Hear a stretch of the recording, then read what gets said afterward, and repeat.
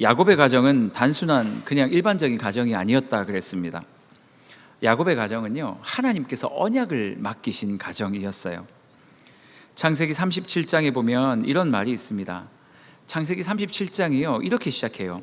야곱의 족보가 이렇다라고 하면서 야곱의 족보에 대한 이야기를 시작으로 요셉의 이야기를 그 안에다 쏙 넣어 놓는 거예요.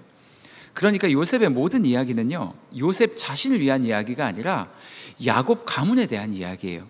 야곱의 가족이라는 이 교회가 너무나도 부패해 있었기 때문에 하나님께서는 요셉이라는 한 인물을 들으셔서 그 교회를 정화시켜 나가게 하기 위함, 그래서 성경 창세기 37장부터 50장까지를 성경은 그렇게 기록되어 있는 거죠. 개혁주의 신학자 루이스 벌코프라는 사람은요, 이 이야기를 이렇게 이야기합니다. 족장 시대에는 신자들의 가족들이 종교적 회중을 구성했다. 어려운 말입니까? 어렵지 않죠? 똑같은 말을 존 칼빈도 이렇게 기독교 강요에서 이렇게 말합니다. 야곱의 집은 하나님께서 지상에 세우신 유일한 교회였다. 그러니 이 야곱의 집은요, 단순한 우리 가정, 누구의 아들과 딸이 같이 살아가는 가정, 이 의미를 넘어가서 하나님의 언약을 가지고 그 언약을 다음 세대에게 있게 하는 교회의 역할을 감당했다 이야기를 하는 거예요. 그러니 야곱의 가정은 구약 교회였다라는 거죠. 지금 요셉의 스토리도 마찬가지입니다. 개인의 성공의 이야기가 아닙니다. 요셉이 대단해서 보디발의 집에서 성공하였고 애굽의 총리가 되었고 그 이야기를 하는 게 아니에요. 그래서 요셉이라는 인물을 우리가 따라하자, 성실히 살자, 성경이 그 얘기를 하고 싶은 게 아닙니다. 지금 성경이 말하고 있는 건 뭐냐면 요셉이라는 한 인물을 하나님께서 쓰셨다 이야기를 하는 거예요. 그래서 그 인물을 통해 야곱이라는 그 구약교회를 내가 살렸다 말을 하는 거예요. 요셉의 어떤 무용담이 중요한 것이 아니라 하나님께서 이 교회를 위해 그 한 사람을 사용하셨고 그 사람을 통해 하나님의 교회를 이렇게 만들어 가시더라, 이 이야기를 하고 있는 거죠. 우리 삶도 마찬가지 아닙니까? 우리는 개인의 인생을 살아가는 자들이 아닙니다. 하나님께서 이 땅에 우리를 보내신 이유는 하나님의 약속을 이 땅 가운데 펼쳐내라고 우리를 보내신 거예요. 그러니 하나님의 꿈을 이루기 위한 교회로 살아가는 존재가 누구다? 우리다. 성경은 끊임없이 그 이야기를 하고 있는 거예요. 이게 바로 구속사예요, 여러분. 하나님의 약속을 이 땅에 이루어내기 위해 우리 권사님을 보내신 거예요. 우리 집사님을 이 땅에 보내신 거예요. 그래서 그의 좌충우돌하는 그 삶을 통해서 하나님께서 일부 하나님 나라를 감당하게 하시는 거예요.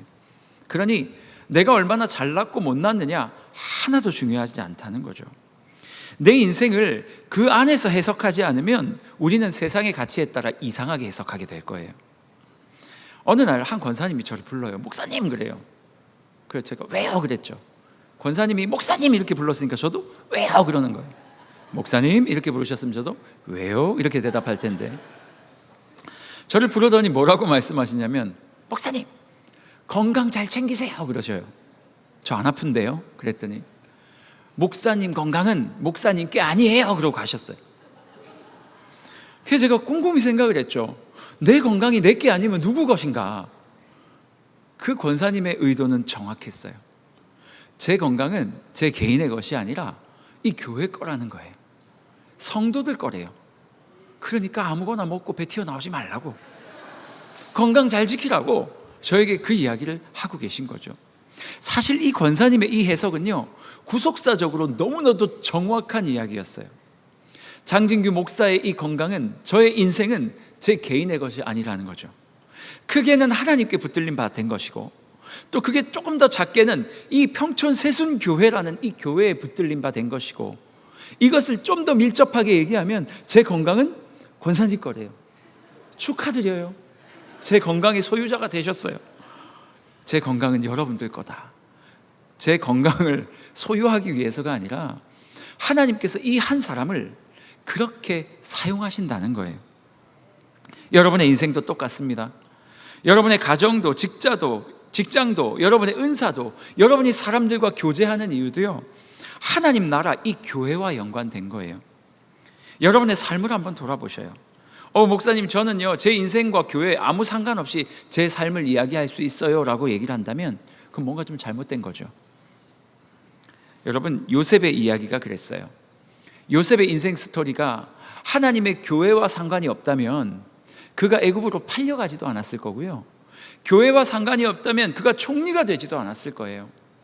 왜냐하면 그는 그렇게 될 수 있는 사람이 아니었기 때문이에요.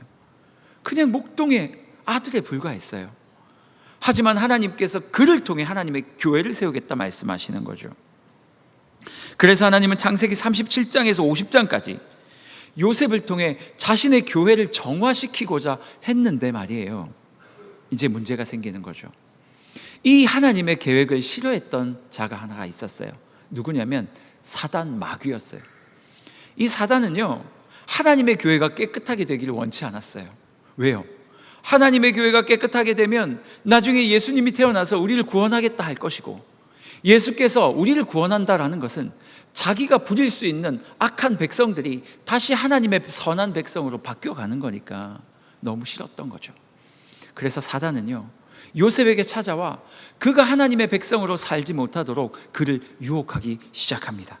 그 이야기가 오늘 우리가 읽어봤던 이 성경의 이야기예요. 오늘 본문은요, 순결한 교회로 지어져가는 교회를 향한 첫 번째 도전이에요. 그 도전이 바로 뭐냐면 가짜 형통의 유혹이에요.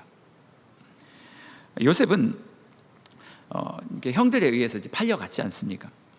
형들에 의해서 애굽으로 팔려갔는데 하필이면 보디발의 집으로 들어가게 됐습니다. 성경은 오늘 뭐라고 말하냐면 하나님께서 그와 함께 하셨기 때문에 요셉이 하는 것마다 잘 됐대요. 그래서 그를 형통한 자라고 불렀던 거예요. 보디발이 가만히 보니까 요셉이라는 저 히브리 아이가 너무 똑똑한 거예요. 일을 시켜놓으면 다 잘해요. 요셉만 만나면 사람들이 다 웃어요. 행복해해요. 여러분들도 그렇게 살고 계시죠? 여러분만 만나면 사람들이 그러시면 안 됩니다, 여러분. 요셉만 만나면 밝아지고, 요셉만 만나면 일이 형통해지고, 복이 흘러가고, 이러니까 이 보디발이요, 요셉에게 제반 모든 자신의 가정에 사물을 다 맡겼어요. 그런데 어느 날 한 여인, 보디발의 아내가 요셉을 유혹하기 시작하죠. 가만히 보니 성경이 뭐라고 말하냐면 요셉은 용모가 준수했다 그랬고, 그는 너무 일도 잘하는 사람이었고 나이스했고 아직 어렸지만 너무 멋있었나 봐요. 보디발의 아내는 반대로 행실이 안 좋았던 여인이었던 것 같아요. 요셉을 유혹하기 시작해요. 그런데 여러분, 이 사건을요, 단순한 요셉이 보디발의 아내에게 성적인 유혹을 받았다 이렇게만 해석을 하시면 여러분, 성경을 너무나도 얕게 해석을 하시는 거예요. 물론 요셉 마음에도 많은 고민이 있었으리라 저는 생각합니다. 하지만 그럼에도 불구하고 오늘 성경이 우리에게 말하고 싶은 것은 혈기왕성한 아이를 한 여인이 유혹을 했는데 그 아이가 그 여인을 뿌리치고 그 유혹에서 승리했더라, 이 이야기를 하고 있는 게 아니에요.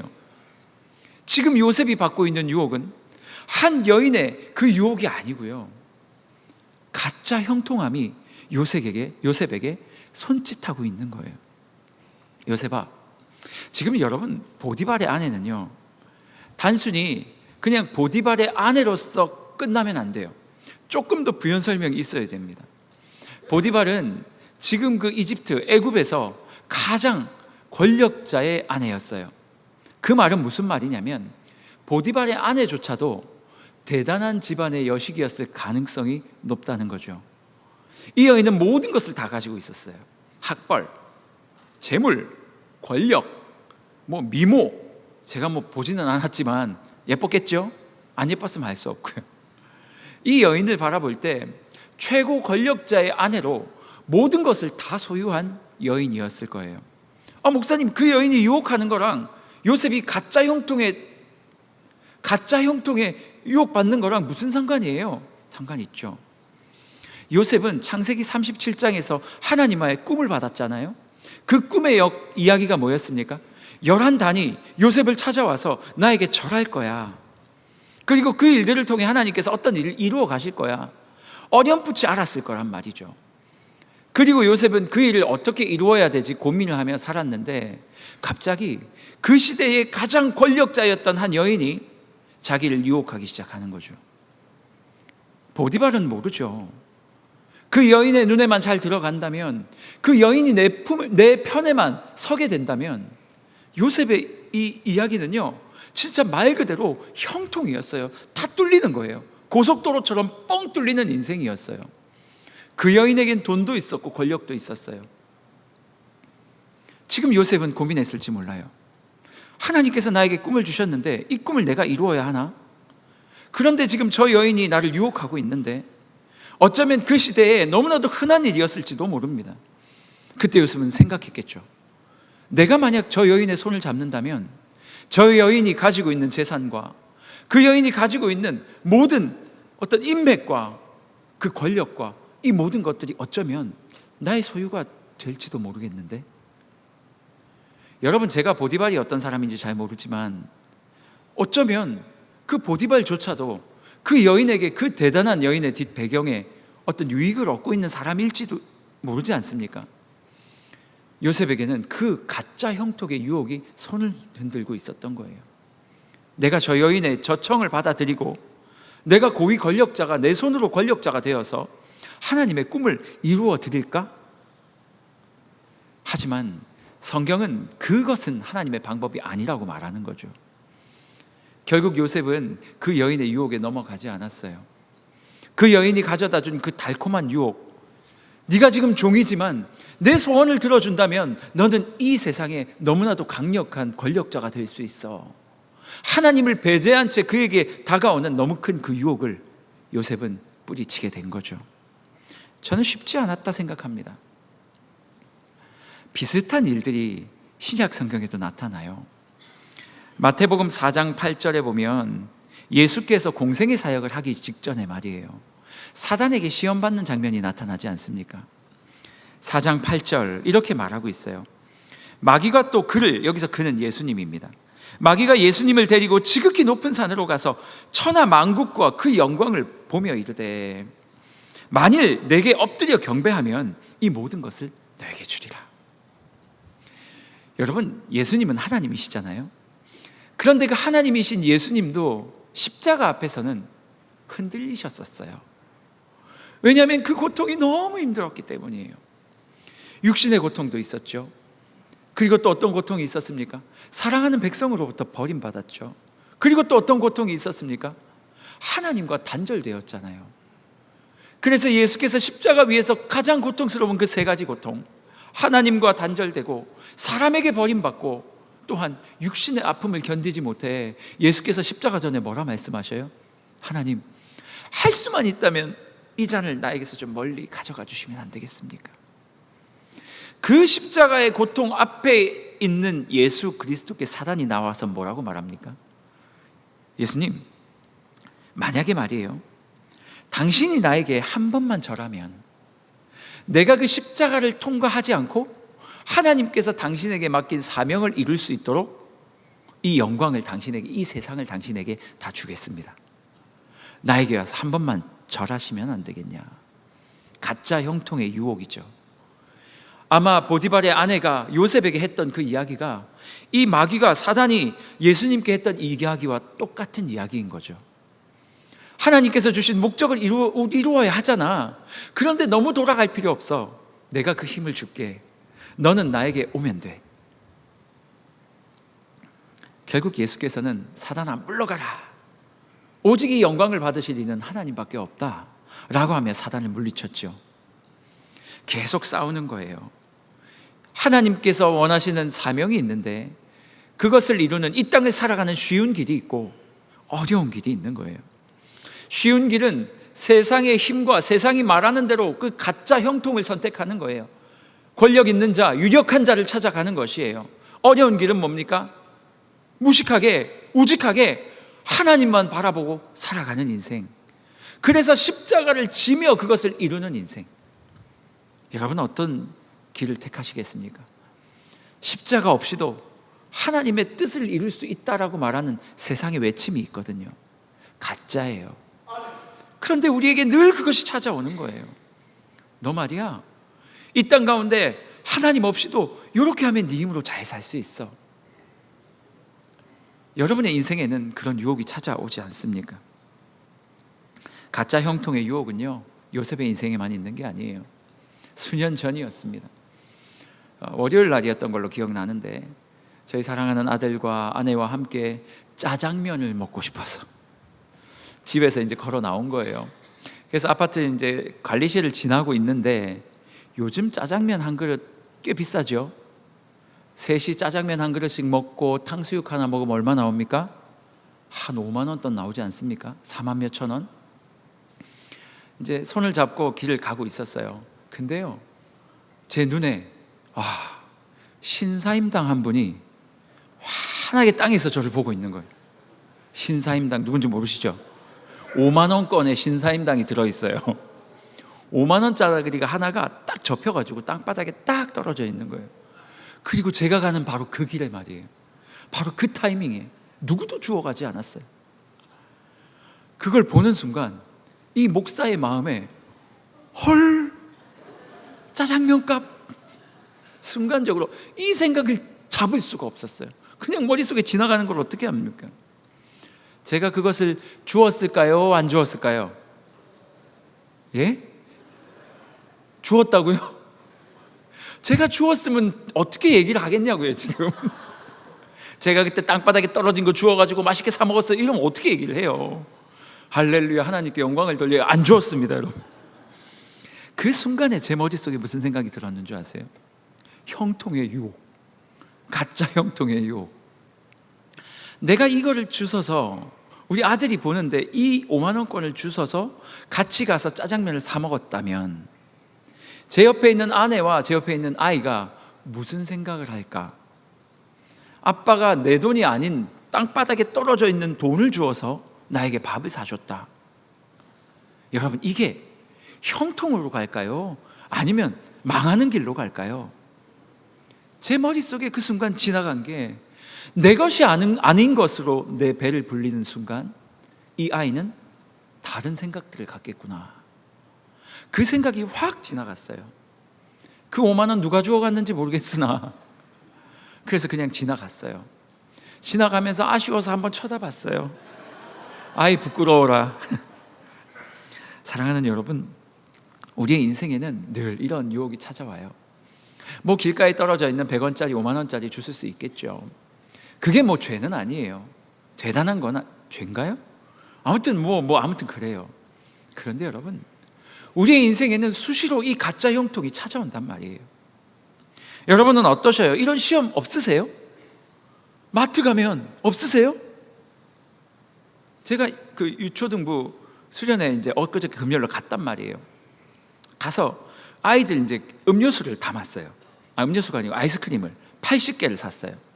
교회에서 아이스박스를 사가지고 그 밑에다가 얼음 2통을 거기 마트에 담아서 깔고, 강원도 원주에 있는 하나로마트를 가서 밑에 깔고, 그리고 위에다가 아이스크림 80개를 담아서 계산을 하고 나왔는데요, 순간 영수증에 그 밑에 깔린 얼음이 안 찍힌 것 같은 거예요. 그래가지고 다시 영수증을 가서 돌아가서 이거 얼음 찍으셨어요? 라고 물었어요. 그러니까 그분이 저에게 하는 말이 찍었어요 그러더라고요. 보니까 찍혀 있어요. 그런데 만약 생각해 보십시오. 여러분 마트 갔다 오시면서 얼음이 안 찍혀 있으면 그냥 나와요? 가서 내고 나와요? 왜 대답을 못 하세요?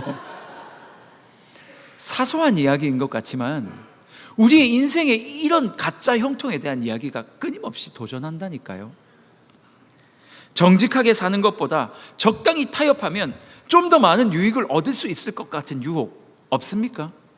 사업하시는 분들 없으세요? 돈을 더 벌기 위해 조금의 신앙의 문제를 뒤로, 자녀 잘 되게 한다고 신앙을 양보하며 주일에 교회는 나오지 말게 하고 학원으로 보내지는 않으셔요. 여러분, 학원을 위해 주일을 포기하게 한다? 이게 진짜 자녀를 위한 형통의 길일까요? 야, 무슨 소리야? 너 고3이야. 1년 평생 한 번 1년 있는 거야. 고2, 고3 1년씩 밖에 안 와. 너 지금 학원 가서 열심히 준비해야지. 그래야 명문대 들어갈 수 있지 않겠어? 그렇게 명문대를 가야지. 그 다음에 열심히 와서 교회에서 살든 그건 네 마음대로 해라. 혹시 여러분들이 이렇게 부추기며 아이들을 학원으로 보내진 않습니까? 제가 묻고 싶은 거예요. 이게 진짜 이 아이들을 위한 형통의 길입니까? 아니면 가짜 형통에 속는 겁니까? 고등학교 3학년은요, 이 아이의 인생에서 가장 중요한 시간이에요. 왜 가장 중요한 시간인 줄 아세요? 3학년 때 공부 열심히 해야지 명문대 가서? 아니에요, 여러분. 이 아이가 인생에서 가장 큰 시련을 맞이한 시간이 그 시간이기 때문이에요. 고3 때 아이들이 얼마나 고민이 많은 줄 아세요? 여러분도 해보셨잖아요. 남들보다 공부 못하는 게 얼마나 비교가 돼요. 명문대 못 가면 인생 망할 것 같은 생각들이 그들을 괴롭히잖아요. 나는 누구인가? 이 질문이 끊임없이 오거든요. 엄마, 나는 누구예요? 쓸데없는 소리 하지 말고 가서 수학 공부 더 해. 엄마, 나 너무 힘들어요. 기도는 엄마가 할 테니까 넌 공부해. 여러분, 고3 때 하나님을 만나야 되거든요.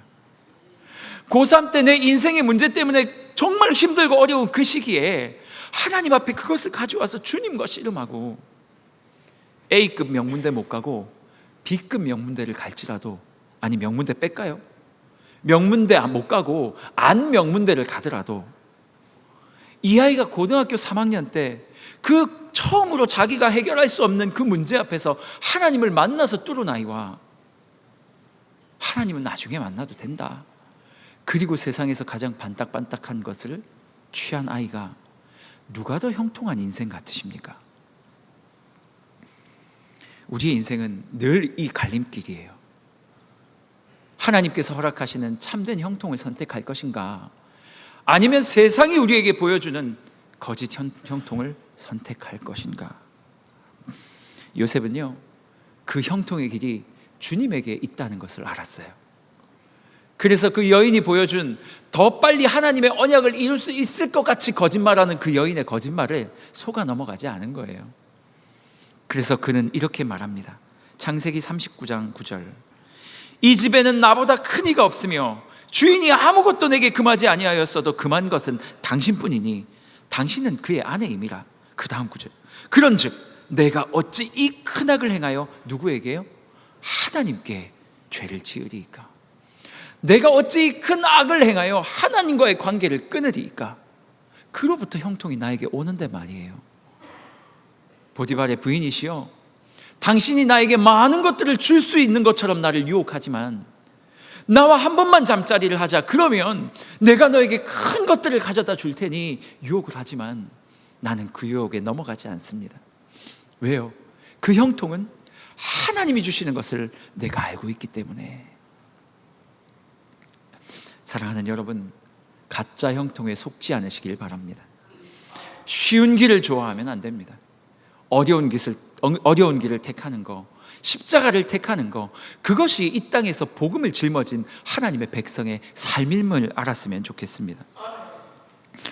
경남 거창에 가면 거창고등학교라는 학교가 있습니다. 그 고등학교를 다시 세운 분이 전영창 선생님이라는 분이 계셔요. 원래 거창고등학교가 있었는데요, 이 전영창 선생님이 그 학교를 다시 세우신 거예요. 이분이 어떤 분이냐, 일제강점기에 일베 고베 신학교를 나오셨대요. 엄청난 엘리트였어요. 그리고 도미에서 미국으로 가서 미국 휘튼 대학교와 웨스턴 신학교에서 학위를 다 마친 다음에 목사 안수를 받고 미국에서 모든 것들을 다 소유한 채 목회를 하고 계시던 분이셨어요. 그런데 어느 날 이 안정된 삶을 살아가던 우리 전영창 선생님, 또 목사님이시죠, 이분에게 한 이야기가 들려왔어요. 한국에 6.25 전쟁이 터졌다는 거예요. 여러분 같으면 어떻게 하시겠어요? 와, 빨리 나오길 잘했다. 이분이 그 얘기를 듣자마자요, 자기가 가지고 있던 모든 것들을 내려놓고 다시 한국으로 들어오세요. 이유는 하나였어요. 내가 이 땅에 나를 필요로 하는 곳으로 가서 그들을 도우리라. 그리고 이제 한국으로 돌아왔는데 이 이야기가 하나 들리는 거예요. 거창에 있는 거창고등학교라는 학교가 있는데, 일제강점기 시대 그 학교가 완전히 막, 일제강점기가 아니고 6.25 났을 때 그 학교가요 완전히 무너져서 이제 더 이상 폐교할 수밖에 없는 상황에 이르렀다는 거예요. 돈도 없고 다 팔려가고 말이에요. 그 땅은 황무지 같았대요. 교사들은 월급을 못 받아서 다 떠났고 교실 건물도 압류당한 상태. 전영창 선생님이요, 이것을 내가 해결해야 되겠다 하고 거창으로 내려갑니다.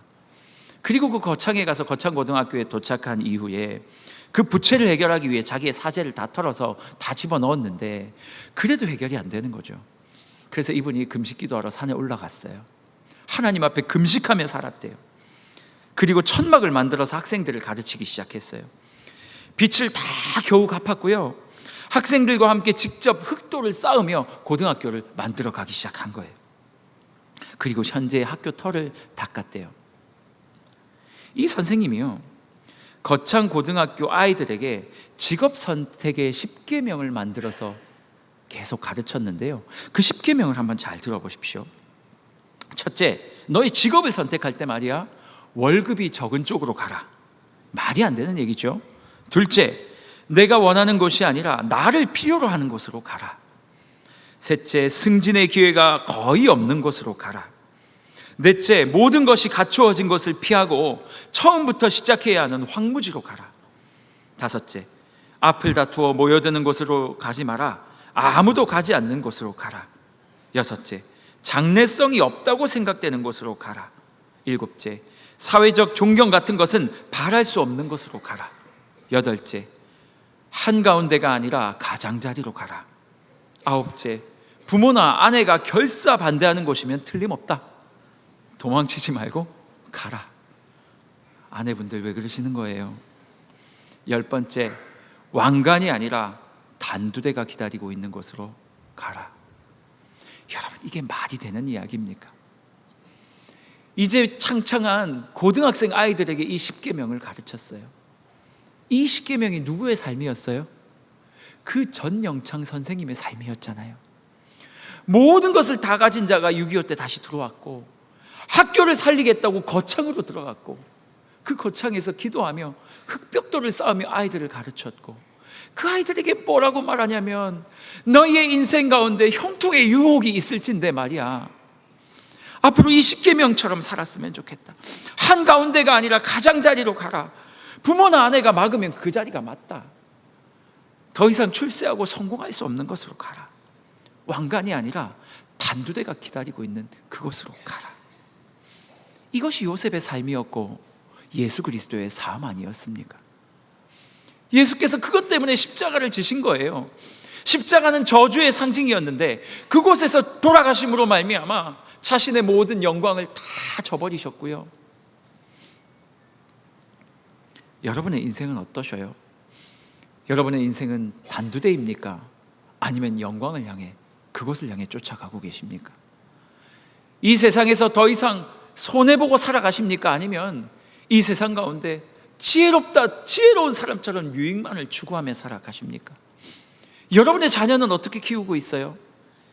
단두대가 아니라 왕관이 기다리는 곳으로 가라. 가장자리는 절대 안 된다. 가장 중요한 곳으로 가라. 장래성이 있는 곳만 가야 한다. 사회적으로 존경받는 그 자리에만 가야 한다. 월급이 많은 쪽으로 가야 한다. 승진의 기회가 없는 곳은 절대 가면 안 된다. 이게 끊임없이 우리 자녀들에게 가르치는 이야기들 아닙니까? 사랑하는 여러분, 복음을 가진 자들의 삶은 그렇지 않아요. 세상을 향해 내 것을 내어놓는 자리고요, 움켜쥐는 자리가 아니라 사람들을 위해 포기하고 헌신하는 것, 그것이 십자가 복음이고 그대로 살라고 우리를 이 땅에 보내주신 것이 하나님의 삶 아닙니까? 그런데 참 신기한 거는 요셉이 그 삶을 살았잖아요. 그리고 어떻게 됐는 줄 아세요? 19절 20절 제가 읽어드릴게요. 그의 주인이 자기 아내가 자기에게 이르기를 당신의 종이 내게 이같이 행하였다는 말을 듣고 심히 노한지라. 이 요셉의 주인이 그를 잡아 감옥에 가두니, 참, 하나님 말씀에 순종했으면 우리 생각은 어때요? 하나님, 제가 이것을 포기했어요. 그러면 너무 고맙다. 네가 나를 위해 2개를 포기했으니 내가 너를 위해 10개를 줄게. 이게 사실 우리가 가지고 있는 생각 아닙니까? 뭐 금도끼 은도끼입니까? 은도끼를 던졌더니 금도끼가 나오고, 이건 여러분 세상이 말하는 거예요. 형통이에요. 요셉이 하나님을 위해 포기했더니 그가 감옥으로 가요. 예수께서 주를 위해 십자가를 지겠다고 말하니까 진짜 십자가에서 죽으셨어요. 내가 주를 위해 살겠습니다, 주를 위해 죽겠습니다 이야기하니 진짜 주를 위해 죽어버렸어요. 하나님께서 말씀하시는 복음이에요. 좀 허무합니까? 사랑하는 여러분, 참된 형통을 소유하기 위해서 가짜 형통을 버리면 말이에요, 세상의 길을 버리면 말이에요, 진짜 세상의 길이 오지 않아요. 학원 대신 예배를 선택하게 하니까 진짜 명문대를 못 가요. 정직하게 사니까요, 진짜 부자가 못 돼요. 그런데 하나님이 우리에게 요구하시는 삶이 그거래요. 부자 되지 말고 정직했으면 좋겠다. 명문대 가지 말고 내게 예배하는 것을 배웠으면 좋겠다.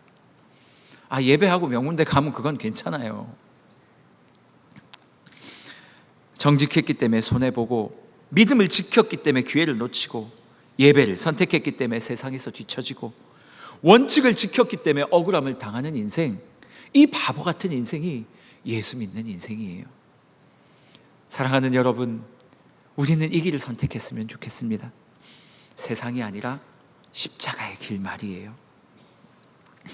제가 오늘 말씀을 준비하는데요, 이 찬양이 계속 생각이 나요. 태산을 넘어 험곡에 가도 빛 가운데로 걸어가면 주께서 항상 지키시기로 약속한 말씀 변치 않네. 이 무슨 얘기예요? 하나님의 약속한 말씀이 변치 않다는 걸 깨달은 거예요. 어디서 깨달았어요? 태산을 넘어서 험곡에 가서 깨달은 거예요. 무슨 말인 줄 아세요? 태산에 안 가고 험곡에 가지 않으면 그 말씀을 깨달을 수 없다는 얘기예요. 하나님을 위해 십자가를 선택하지 않으면 하나님의 말씀을 깨달을 수가 없어요. 하나님을 위해 가짜 형통을 버리고 우직하고 무식하게 십자가의 길을 선택하지 않으면 하나님의 말씀이 이루어진다는 이 은혜를 받지 못한다는 얘기예요. 2절, 캄캄한 밤에 다닐지라도 주께서 나의 길 되시고 나에게 밝은 빛 되시니 길 잃어버릴 염려 없네. 캄캄한 밤에 다니니까 그분이 빛인 줄 알고, 캄캄한 밤을 선택했기 때문에 그분이 내 길을 인도해 준다는 이 사실을 안 되는 거예요. 여러분, 캄캄한 밤을 선택하셨습니까? 거칠은 광야를 선택하셨어요? 저 자신에게 물어요. 장 목사, 너는 그 길을 선택했니? 그 길을 선택한 사람만 하나님께서 주시는 참된 형통, 또 형통하면 이 생각하지 마세요. 참된 형통이 있어서 내가 엄청 잘 될 거야 나중에. 아니에요. 그냥 그렇게 살다 죽을 수도 있어요. 하지만 이미 우리는 복받은 존재잖아요. 그리스도의 천국을 소유했고 하나님께 구원을 받았고, 이것 말고 더 뭐를 원하는 거냐고요. 이 찬양하면서요, 여러분 마음에 다짐하세요. 하나님, 이번 한 주만이라도 하나님께서 원하시는 거 선택하겠다고. 한 주만이라도 캄캄한 밤을 선택하고, 한 주만이라도 세상과 다른 선택해서, 혹시 이번 주에 나에게 선택의 기로가 딱 오면 세상 사람들이 왜? 라고 물을 그 선택을 하겠다고.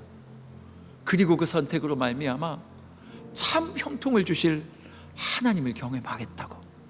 우리 같이 한번 이 찬양하면 좋겠어요. 자리에서 다 한번 일어나 보십시오. 다 같이 일어나서 우리 이 찬양하겠습니다. 우리의 마음을 하나님께 올려드리는 겁니다. 우리의 전심을 다해 노래하는 거예요. 태산을 넘어 험곡으로 가겠다고요. 태산을 넘어 험곡에 가도 빛 가운데로 걸어가면 주께서 항상 지키시기로 약속한 말씀